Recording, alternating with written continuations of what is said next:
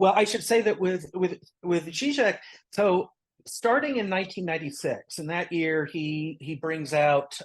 his book, The Indivisible Remainder, an essay on Schelling and related matters. And one of the striking and novel features of that particular work from the mid 1990s is that this was the first time, the initial occasion when Žižek attempted to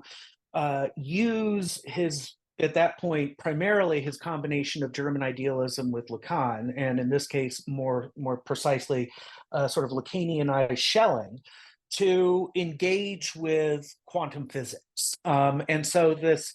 gesture of taking recourse to quantum physics for fleshing out a particular sort of materialism that would involve this idea of ontological incompleteness, et cetera. This is really the first place where you see Žižek do that. And then more recently, it's as though that project from The Indivisible Remainder has, over the course of the past, I'd say, probably about 15 years, sort of returned with a vengeance in his more recent work, where he now talks about his version of dialectical materialism as essentially involving this particular hybrid German idealist Lacanian manner of engaging with quantum physics. For instance, his 2020 book Sex and the Failed Absolute is his, I think, most recent sustained presentation of that. And in fact, right now he's back to working on quantum physics again, and has been in conversation with a number of eminent figures in that field, and is very yes, that's right. And so yeah, he's in the middle of working on all of that right now. But one aspect of the cake versus donut model that you're talking about has to do with how, in debating with him about some of these issues, one of the things that I did is go back to Schelling himself, and looking at Schelling's philosophy of nature and related aspects of Schelling's larger, for lack of a better word, metaphysics. That it became very clear to me that with Schelling's account of autonomous subjectivity, of the subject in its fullest freedom, as concerns Žižek, that Schelling makes clear that for him, what this is a matter of is, so Schelling, and this is material crucial to Žižek's version of Schelling. The middle period Schelling, starting with Schelling's 1809 Freiheitsschrift, his essay on human freedom, and running through the ages of the world up to around 1815 or thereabouts. That this middle period Schelling especially is dear to Žižek. And this Schelling has this distinction that Žižek uses again and again between ground, Grund, and existence, existence. And this ground existence distinction, for Schelling, the idea is that what we ordinarily take to be reality is what he calls existence, which is this tamed and domesticated, field of constituted entities and events that is organized in a lawful fashion, that is intelligible for us, as knowing subjects, that we are able to cognitively map, get our bearings in relation to, etc. But that this entire domain that we inhabit of this intelligible reality that Schelling calls existence arises from and sits atop this more foundational underlying ontological basis that Schelling calls ground. And that this ground for the middle and late period Schelling is not a calm, organized, lawful, rule-governed second reality. It is instead this unruly, conflict-ridden, anarchic, it's kind of like this primordial chaos almost. And then for Schelling, what we take to be instances of effective human freedom in our constituted reality of existence are, for Schelling, returns of the repressed ground. It's as though the impersonal, anonymous, unruly basis of all being returns in this, localized fashion in and through human subjects, and that my own subjectivity, in terms of when I am free, and in those instances in which I am I can be said to be acting autonomously, that what is happening is in and through me, this ground is in a sense intruding into the domain of existence. It's a moment at which that underlying ontological unruliness breaks through the congealed crust of existence and makes itself felt again, and perturbs that field of existence now from within. But of course, in my view, I don't, it almost seems a bit like Schelling is cheating. And I call this a donut model because although Hegel is usually seen as being guilty of privileging, the idea of circularity, or this notion of, coming back to where you started, et cetera, that it's really with Schelling that you get this model where it's that, all right, ground gives rise to the various emergent levels and layers of existence. And then at the kind of highest level of emergence, at the level of existence, namely our subjective autonomy, that highest point is just the return of the lowest, basis. So it's as though we, in fact, just go through, a series of layers arranged in a donut shape. And then when we get to the highest emergent layer, we've closed the circle and rejoined, the lowest point. So, the highest point of the emergent levels of existence is the return of the ultimate underlying ground. And so it's this, layered, circular, donut shape kind of that you get with Schelling. Whereas, I argue with Hegel, if you look especially at Hegel's philosophy of nature and then his account of the emergence of human-mindedness out of nature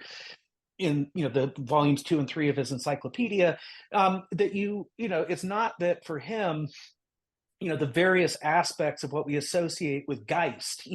spirit, mind, in its various, forms associated with our subjectivity. That for Hegel is not just, in a sense, the resurgence of something,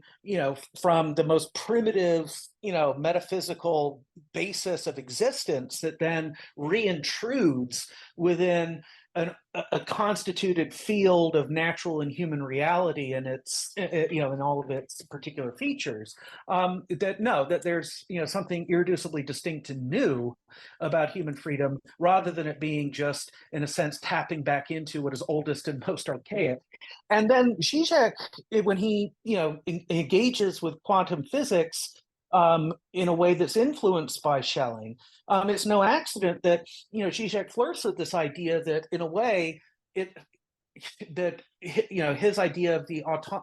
negativity of autonomous subjectivity, a la Žižek, is sometimes that this is, in a way, like with Schelling, but now an updated terminology, that this is a kind of return in ordinary non-quantum reality of certain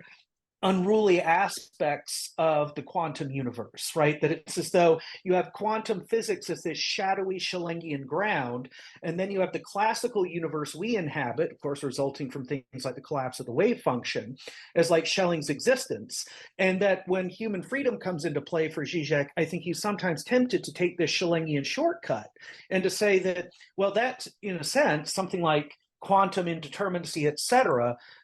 returning within the constituted field of classical non-quantum reality. And it's, to me, one of the ironies is that for someone who also, of course, in part thanks to his fidelity to things like German idealism and dialectical materialism, for somebody who wants a non-reductive account of subjectivity, this seems to be a remarkably reductive move, is to say essentially that, solving the problem of human-mindedness or subjectivity is just simply a matter of, we could really say that the smallest ultimate constituents of physical reality are, in a sense, where we are to go looking for the basis of what we call subjectivity. I mean, that's, of course, a hard-nosed, physical reductionist or eliminativist, I don't think ultimately would have too much of a problem with that. But efforts to do this, I mean, like you go back to something like Roger Penrose's work, like The Emperor's New Mind. To the best of my knowledge, nobody has really gotten very far actually trying to flesh out, okay, if you're going to assert that there's some type of direct connection between the quantum level and then our subjectivity or mindedness, well, it would seem you would need to have the ability to flesh that out at the level of the relevant sciences. And as far as I know, nobody is even remotely close to being able to do that. And so, maybe in the long run, decades, centuries down the road, assuming we last that long as a species, we'll get around to, we might be able to flesh out those details and vindicate something like the Žižekian speculative hypothesis that would have it that, subjective freedom is a kind of return within the field of classical reality of certain aspects of quantum reality. That to me is something that will require a very patient wait and see outlook. And in the meantime, this is why I also say, well, look, if you're going to spend time diving into the natural sciences in relation specifically to a non-reductive yet still compatible with materialism or naturalism account of subjectivity, there's plenty of work to be done, starting at the level of neurobiology, which would seem to be the natural scientific level closest to, what we're concerned with when talking about mindedness, and to work those problems out. And again, whether or not there's going to be any possibility of vindicating a speculative hypothesis about a direct link between, our subjectivity and quantum mechanics, I just think that there's not much that we can do for the time being except wait and see, how much progress is made thanks to a huge amount of collective scientific labor in different fields over the decades, and further to and beyond that, to see whether or not that can end up getting substantiated in any way. Excellent, Professor. In fact, I'm not going to ask you, because you've discussed this in many podcasts, as to why you sort of prefer to stick to the cognitive neurosciences over, quantum mechanics in the natural sciences. I think people can find you commenting on that on many other podcasts. However, if it's okay, Professor, if you could just outline some of the work you're doing. Oh, sorry. Before that, perhaps one thing I should mention is that from what you said, something I got was that, to put it succinctly, for you, subjectivity is still something new that emerges. So you're a lot more Hegelian in that sense in your Leipzig model, whereas it's not something that exists in this kind of primordial abyss that returns to our classical reality. Yes. And I think that for me goes well with the idea of transcendental materialism too, because there is that, again, that irreducibility of the subject in any way of what already existed. And I think that's where the interesting dialogue continues, or the interesting questions lie. Unfortunately, I couldn't read your book with Catherine Malibu because it just took too long to arrive. But I do want to ask you why you still prefer to stick to the cognitive neurosciences over quantum mechanics, and perhaps while answering that, if you could just comment on the work you've been doing with Catherine Malibu within that field, please. Yes. So I should say, and in terms that I think also will be helpful for, again, especially listeners of yours who have more of an analytic background, you could say that ultimately my reasons for preferring neurobiology over quantum mechanics in terms of this, longer running debate with Žižek, this disagreement between the two of us, part of it has to do with my commitment to a very strong form of emergentism. And, given strong emergentism, that, there is going to be something new with each, if we're going to identify something as genuinely constituting an emergent level or layer, a set of phenomena, that can be, seen as generated by something, but that level below that gives rise to what emerges, nonetheless, starting from that level, one cannot come up with a satisfactory account of the structures and dynamics in play at the next level that has arisen on that basis. That, for me, the kinds of structures and dynamics that emerge at the level of what we would call subjectivity have a distinctness, even, that where you can't account for all of it, even in terms of just neuroscience. That, of course, one of the things, and this is where the link to Malibu comes into play, is that not only am I committed to a strong emergentism that, along with it, would also allow for what is known as top-down causation, but in addition, we have to me, Malibu's big breakthrough here, more than anything else, goes back to, you'll find her already pointing to this in the closing paragraphs of her 1996 dissertation on Hegel that she wrote under Derrida's direction, but really first comes fully into play in her 2004 book. It appeared in French, at least in 2004, What Should We Do with Our Brain? And I think Malibu, to her great credit, is really the first, at least continental philosopher that I know of, who registered the significance of the development of notions having to do with neuroplasticity and epigenetics in the life sciences. And those things really start, coming to the fore in the 1990s. And that what Malibu recognized, and recognized, I think, in part thanks to her work on Hegel, and along with that also on certain post-Hegelian developments like dialectical materialism, is that Malibu realized that, well, if the human central nervous system is very plastic and is subject to a lot of environmental contextual mediation at the level of epigenetics, et cetera, that one of the consequences of this is that when we look at the brain, it's not as though the brain by itself as simply as a biological entity, and where all of the relevant explanations for why it is the way it is would somehow be developed at the biological level, or at the chemical or even physical level. No, that given neuroplasticity and epigenetics, that the very shape, structure, functioning, et cetera, of the central nervous system is what it is, thanks to the more than biological, including things like social, political, economic, et cetera, factors that sculpt our very biological being from the get-go, and that the constitution of our bodies, and especially of the central nervous system, is itself the outcome of the interaction between the organism and the environment, with plasticity and epigenetics being the biological explanation of what aspects of organic constitution opens the organism up to extra-organic mediation that nonetheless has absolutely palpable, concrete, literally material consequences for the very configuration of, in this case, the brain, or the central nervous system.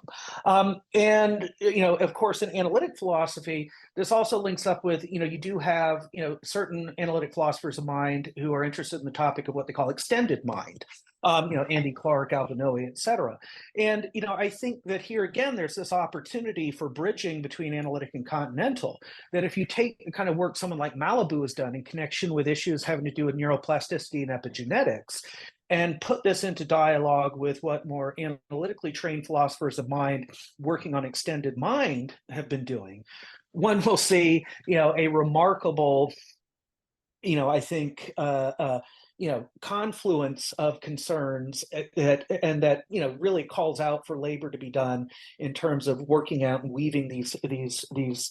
two sorts of research programs together. And so, yeah, I think that there's even neurobiological vindication of something like the extended mind model, and of course, lurking in the background behind something like the extended mind model of analytic philosophy of mind, you have many various precursors of that, including ones that I think you would find in Hegel, even though, of course, most analytic philosophers wouldn't think there's much of any value to be found in Hegel, but there it is. But yeah, and for me, like what the first book of Malibu's that I read that and it's, I read it shortly before I had the opportunity to meet her, was that book, What Should We Do with Our Brain? And it hit me that this was really kind of a crucial, what Malibu was doing there made possible a whole set of developments that some of which I've attempted to work out myself. But yeah, perfect. I mean, again, you don't have to go too deeply into this because you've discussed this in many other podcasts. One conversation that comes to mind is the conversation you had with Karel last on Philosophy Portal, Yeah. as to why you still prefer to, use the cognitive neurosciences over quantum mechanics. And I'd say one thing, correct me if I'm wrong here, Professor, is that one thing you'd argue is that there's still a lot of uh, productive philosophical developments to be made just on the brain as such and what we're learning Yeah. through the neurosciences. Yes, absolutely. And again, it's with Žižek's recourse to quantum physics, I mean, in the end, perhaps there is, some sort of detailed, compelling account at some point that could be worked out to substantiate the idea that certain aspects of our subjectivity, indeed are made possible by what ultimately are quantum level structures and dynamics. But that does seem a long way off. And that, moreover, for me, one of the ironies too with Žižek is that he, in terms of things associated with this motif of ontological incompleteness, et cetera, that what you actually would get, in terms of a fleshing out of some sort of direct connection between the physics of the extremely small and mid-scale beings such as ourselves. I mean, if you could carry out that sort of explanatory reduction of the quantum level of aspects of our mindedness, that would seem to point in a direction that Žižek doesn't want to go in ontologically, which would be something much more like a kind of physicalist monism, right? That, or a standard kind of reductionistic picture, right? That ultimately everything that exists is really just, I mean, here you don't even have to have, it predates quantum physics. I mean, you can go back to Newton's era and you can look at, certain materialist philosophers who were enthused by Newton's work and for whom, okay, what this shows is that ultimately everything can be explained using, the mechanical principles of motion in relation to the smallest constituent bits of matter. So you just have matter and mechanical motion, and everything ultimately can be explained in this way. And I think that, if, the idea of reducing the mental to the quantum, it would seem to be much more compatible with a sort of radical monism of a physicalist sort, which would just say that, yeah, whatever our physics of the ultimate building blocks of reality are, so the physics of the extremely small, whether it's quantum mechanics, string theory, whatever we end up deciding are the, tiniest elementary constituents of physical being. Everything ultimately is to be explained at that level. And it seems as Žižek's gesture, weirdly, is in line with that sort of sensibility, despite the fact that, by contrast, what he seems to want is, an ontology that certainly would not be an ontology of an ultimately homogeneous, undifferentiated, unified field of matter and motion, where that's the sole ultimate reality. It's just this flat expanse of physical stuff and the efficient causal mechanisms for the interactions between those physical things. But that's at the same time what it seems as though, the kind of picture that would just be further supported were his hypotheses about, essentially the quantum nature of our mid-scale, subjectivity, or at least the aspects that interest him. If that ends up being substantiated, then I think we're much closer to vindicating an ontology that is in a way weirdly at odds with, I think, what Žižek wants at that level. Yep. I mean, this is perhaps blasphemous for me to say, but it seems that you're more Hegelian than even Žižek. Well, yeah, I mean, part of my complaint is that I'm like, look, if anything, I think that, Slavoj, you are much more of a kind of crypto-Schellingian than a Hegelian, at least when it comes to these issues, right? And that's, and that's also, why, I do think there is tension in terms of, Žižek saying that, really, ultimately, when push comes to shove, I'm really more a Hegelian than anything else, even more than a Lacanian. Starting from around the time, that Less Than Nothing came out in 2012, it really seemed as though he had decided he was going to double down on that ultimately for him, Hegel was really the most foundational figure. But at the same time, you have in recent years, as I mentioned earlier today, him going back to this project that he first introduced in 1996 in The Indivisible Remainder, this philosophical psychoanalytic engagement with quantum physics, where it's very clear. I mean, and I think there are good reasons why, when doing that work, Žižek tends to favor Schelling over Hegel. And if this, sort of dialectical materialism that Žižek claims results from, his philosophical psychoanalytic appropriation of quantum physics, if this is kind of the core of his system, as he sometimes seems to indicate nowadays, well, then I think really it's Schelling more than any other figure who is sort of the ultimate underlying, authority or reference for what Žižek is doing. Where, yes, I mean, I see myself in this case as definitely much more Hegelian. I think for Hegel, no, it's not as though, various forms of Geist are just the return of some sort of pre-subjective, say, nature philosophical or even logical X that then, somehow manages of reality as having developed these other natural and, socio-historical dimensions. Instead, no, that for Hegel, the structures and dynamics operative at the level of Geist, although they arise from Natur, are really, irreducible to it. That there's a strong irreducibility there that would forbid, the closing of the circle in the donut style model that you get with something like, the Schelling, whose philosophy of nature, then comes to be colored by some of his more Spinozistic commitments, and then you get this middle period Schelling that Žižek relies on, who is a clear champion of this return of the repressed, sort of circular donut model, as distinct from the Hegelian one, where the end does not rejoin the beginning in that way.